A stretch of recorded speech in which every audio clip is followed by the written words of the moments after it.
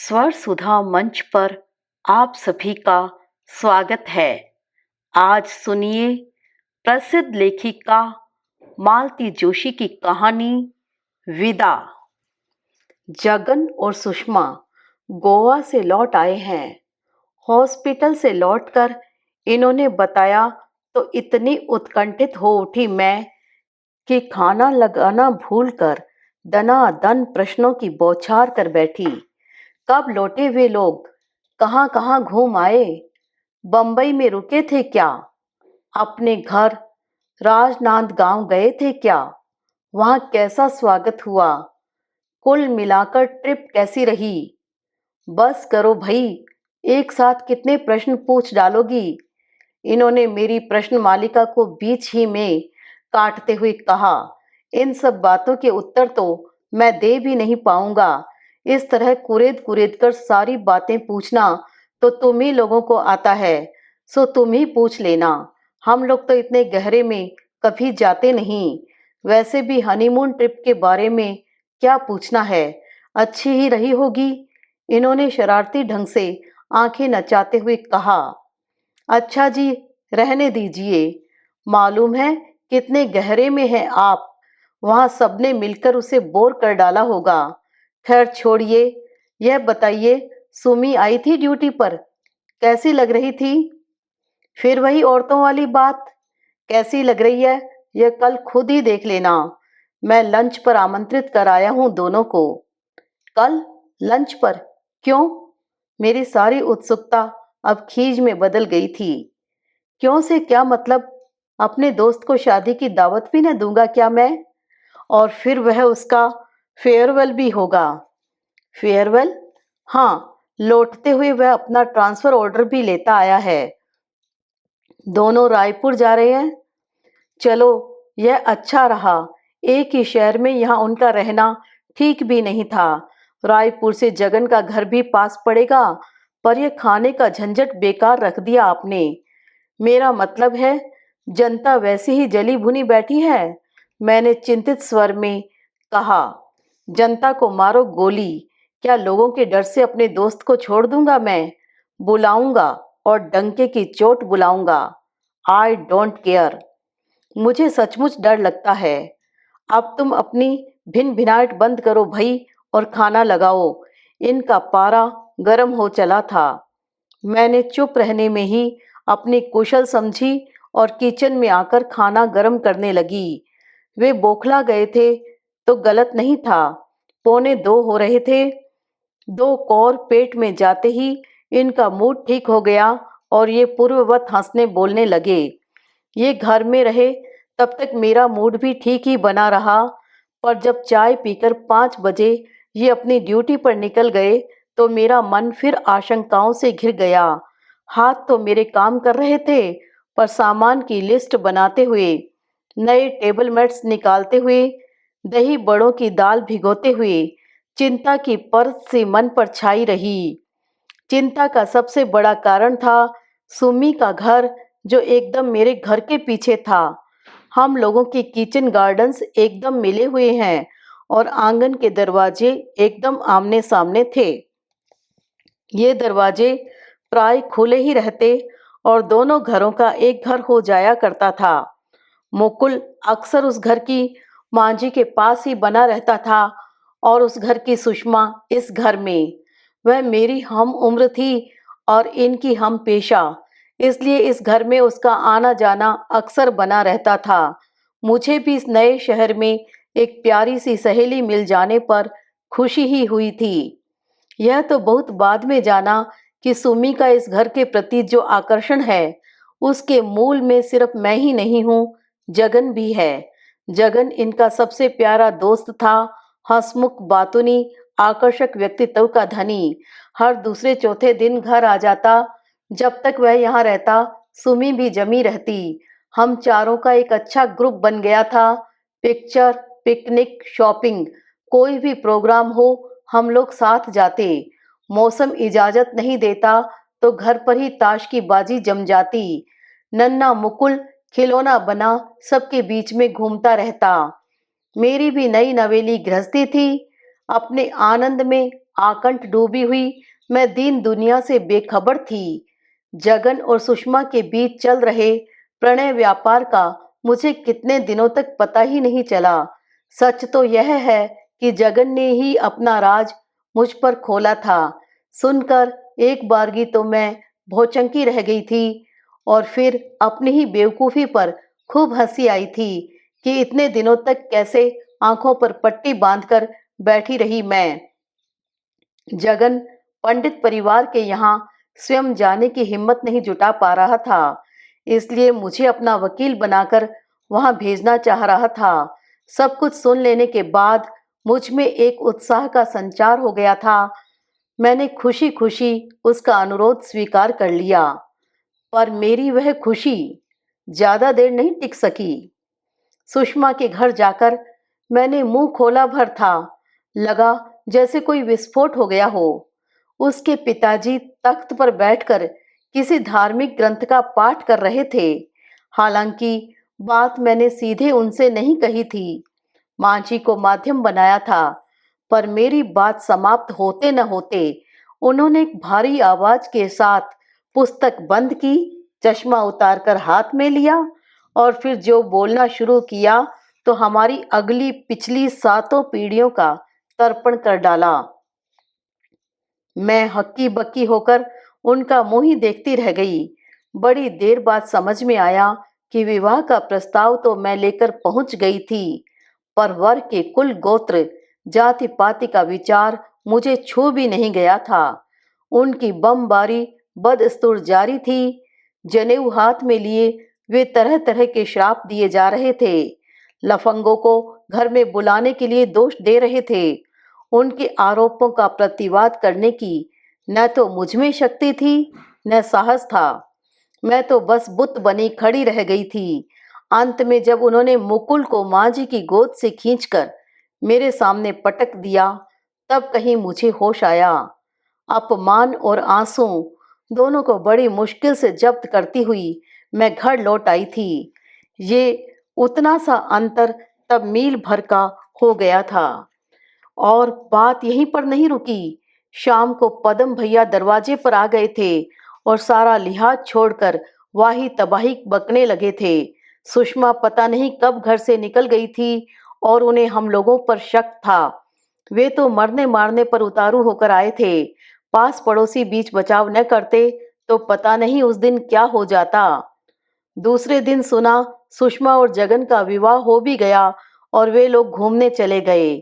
घर वालों का रुख देखकर ही शायद सुषमा ने शीघ्र निर्णय ले लिया होगा। ये और दूसरे 4-5 डॉक्टर्स शादी में गए भी थे, पर मुझे इन्होंने जानबूझकर नहीं बताया। मेरे डरपोक स्वभाव से अच्छी तरह परिचित जो थे। विवाह की खबर सुनकर डर गई थी कि अब फिर कुछ हंगामा होगा, पर वैसा कुछ नहीं हुआ। वे लोग हाथ मलते रह गए थे। लड़की सज्ञान थी और कानून उसके पक्ष में था। हम दोनों परिवारों का वह स्नेह संबंध एकदम टूट गया था। पीछे का दरवाजा अब मैंने बंद ही कर दिया था। बाड़ी में भी चोरों की तरह जाती। उन लोगों के आशीर्वचन फिर भी सुबह शाम सुनाई दे जाते और मैं तिल मिलाकर रह जाती। वैसे भी लड़ना मेरे स्वभाव से मेल नहीं खाता और इन्होंने भी चुप रहने की सख्त हिदायत दे रखी थी। यह एक पक्षीय युद्ध फिर ज्यादा दिनों तक नहीं चला। वे लोग खुद ही थक हार कर चुप हो गए। 15 दिनों से तो बिल्कुल अमन चैन था। मैंने छुटकारे की सांस ली ही थी और इन्होंने यह आयोजन कर डाला।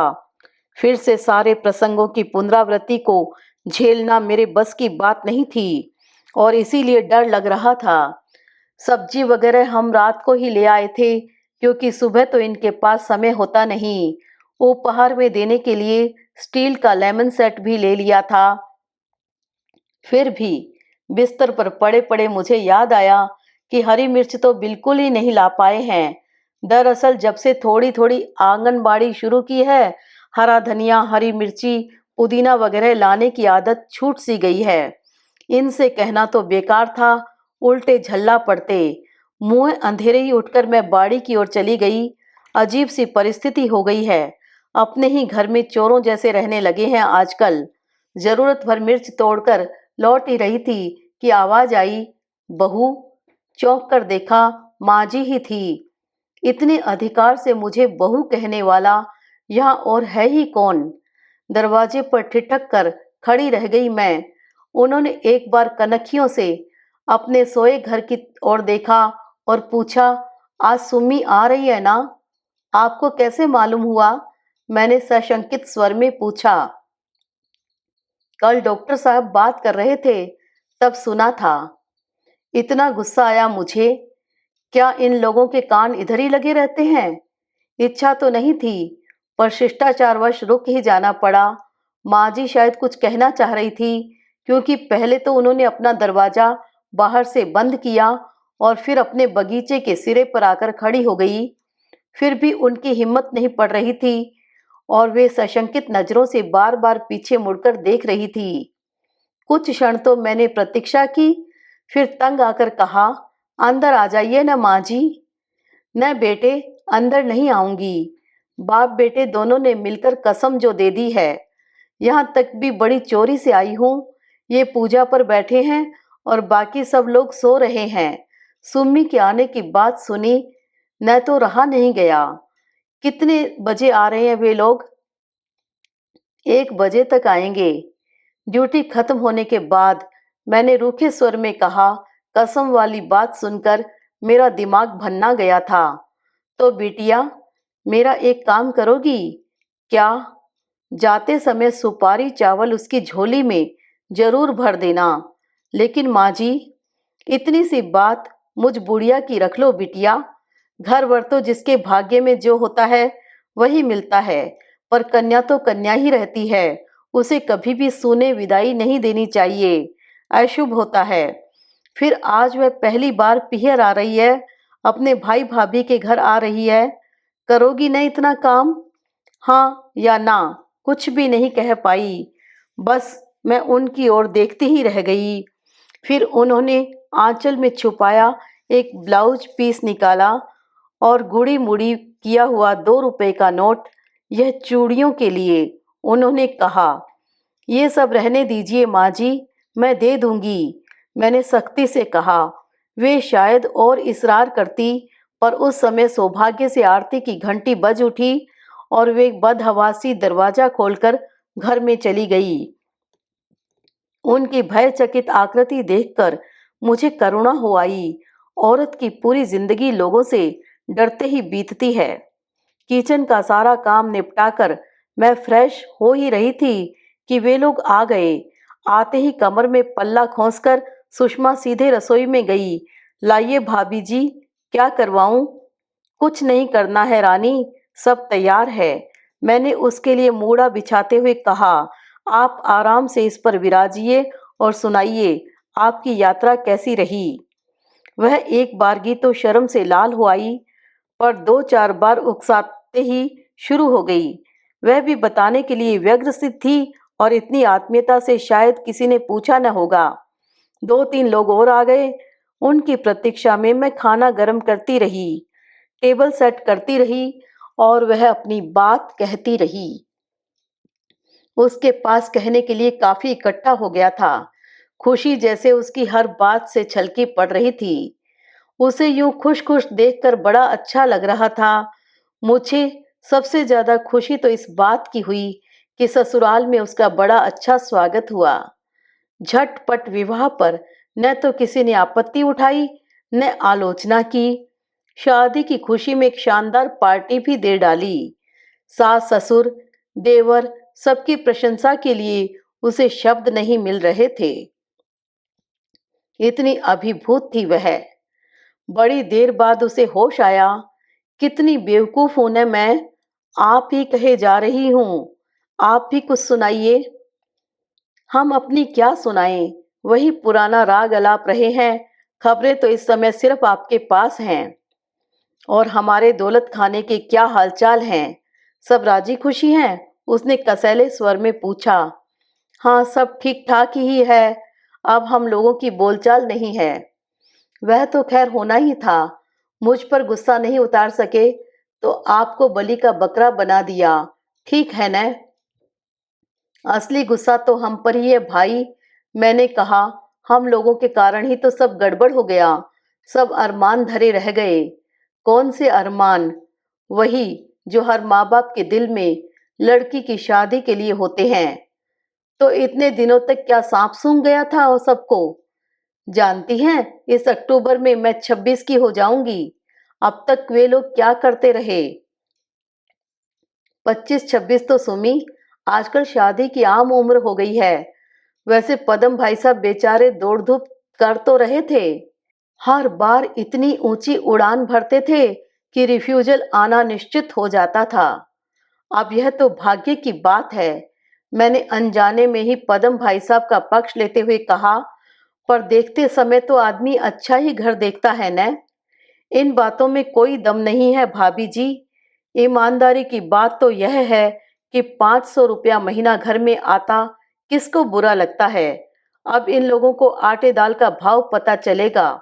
हर हफ्ते पिक्चर, हर महीने साड़ी, हर साल सैर, सब भूल जाएंगे जनाब। रहने दे उन सब बातों को अब।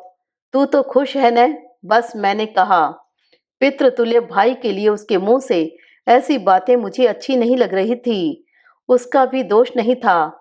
ससुराल से इतना स्नेह, इतना आदर बटोर कर लाई थी वह, कि उसकी तुलना में यहाँ का व्यवहार और भी कड़वा लग रहा था। खाने पीने, हंसी दिलगी में दोपहर कब सांझ में ढल गई पता ही नहीं चला। और लोग तो खा पी कर चले गए थे, पर जगन और सुषमा पीछे रह गए थे। बहुत दिनों के बाद हम लोगों की चौकड़ी जमी थी, इसलिए उठने का मन ही नहीं हो रहा था। मुकुल भी खुश था। बहुत दिनों के बाद उसे अंकल मिले थे, बुआ मिली थी। वे लोग जाने के लिए उठे तब रात के 8 बज रहे थे। सनमाइका की ट्रे में करीने से सजाकर रखा हुआ लेमन सेट दोनों हाथों में उठाकर इन्होंने बड़ी नाटकीयता के साथ कहा, हमारी ओर से तुच्छ भेंट। एकदम अप्रतिभ हो उठा जगन। इस फॉर्मेलिटी की भी जरूरत रह गई थी। फॉर्मेलिटी नहीं है यार, इन्होंने उसकी पीठ पर धौल जमाते हुए कहा। छोटी सी चीज है, गृहस्थी में काम आएगी। इसे देखकर हमारी याद कर लेना। और मुझे एकदम याद आया, सुमी जरा अंदर तो आ। वह भीतर आई। उस समय मैं ठाकुर जी की चौकी के सामने पाट बिछाकर रंगोली डाल रही थी। यह क्या भाभी, मुझे फिर से खाना खिलाने का इरादा है क्या? तू पहले चुप करके बैठ तो फिर बताऊंगी। क्या बोरियत है? वह भुनभुनाई और मुंह पर एक बेजारी ओढ़कर बैठ गई। एक थाली में सुपारी चावल निकाल लाई मैं। पहले उसका कुमकुम तिलक किया, फिर उसके आंचल में रुमाल बिछाकर 3 बार अंजूरी भर भर चावल उसमें डालती गई। कुछ दाने माथे पर भी, ठीक वैसे ही जैसे माँ ने मेरी विदा के समय किया था। वह गंभीर बनी सब कुछ देखती रही, पर ज्यों ही मैंने एक ब्लाउज पीस और 5 का नोट निकाला तो उसने मेरा हाथ पकड़ लिया। बस भाभी जी, इतना बड़ा प्रेजेंट दे दिया है आपने, अब इसकी जरूरत नहीं है। वाह, जरूरत कैसे नहीं है? प्रेजेंट तो अपनी जगह है पगली। यह तो विदा का दस्तूर है। साड़ी न सही, बहन बेटी के लिए एक ब्लाउज का कपड़ा तो हो। डॉक्टरनियों के लिए कोई अलग नियम थोड़ी ही है। और ये रुपए चूड़ियों के लिए हैं, मना नहीं करते, मैंने बुजुर्गाना लहजे में कहा। वह कुछ देर तक तो आश्चर्य से मुझे देखती रही, फिर उसकी बड़ी बड़ी आंखों में पानी भर आया और दूसरे ही क्षण मेरे कंधे पर सिर रखकर वह भर भराकर रो उठी। अभी आप सुन रहे थे प्रसिद्ध लेखिका मालती जोशी की कहानी विदा। आशा करती हूँ कहानी आपको अच्छी लगी होगी। इसी तरह की और कहानियाँ सुनने के लिए कृपया चैनल को सब्सक्राइब कर दीजिएगा।